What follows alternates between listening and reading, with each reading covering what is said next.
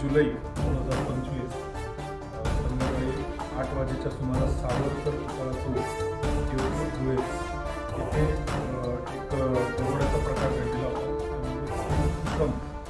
मोटरसायकलवरून त्यांनी हवेत फायर केला व सराफा व्यापारी यांच्याकडनं त्यांनी त्यांची काळी बॅग ज्यामध्ये अंदाजे 3500 ग्रॅमचे सोन्याचे दागिने होते असे त्यांनी लुटून फरार झालेले होते।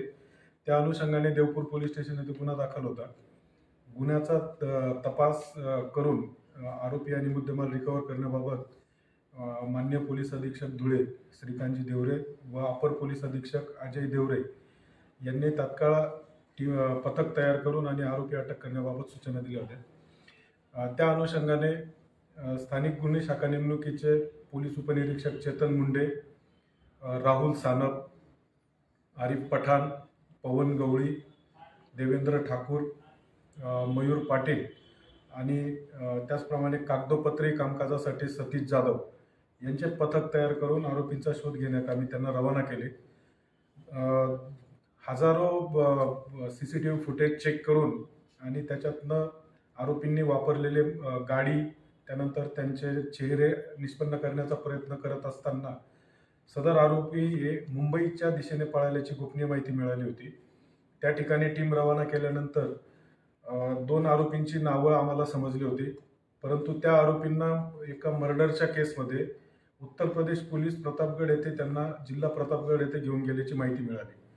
त्यानंतर न्यायालयीन प्रक्रिया पूर्ण करून सदर 2 आरोपी नामे मोहम्मद शहरयार मोहम्मद इब्रार व दिलशान इम्रान शेख या दोघांना तपासकामी धुळे येथे आणल्यानंतर त्यांना विश्वासात घेऊन त्यांना सर्व टेक्निकल एव्हिडन्स दाखवून आणि त्यांच्याकडनं आम्ही जो आत्तापर्यंत 262.8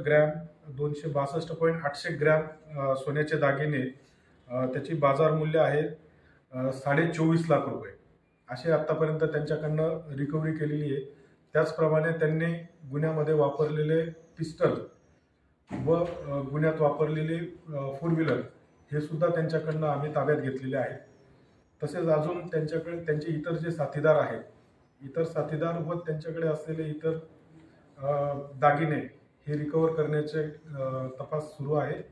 धन्यवाद।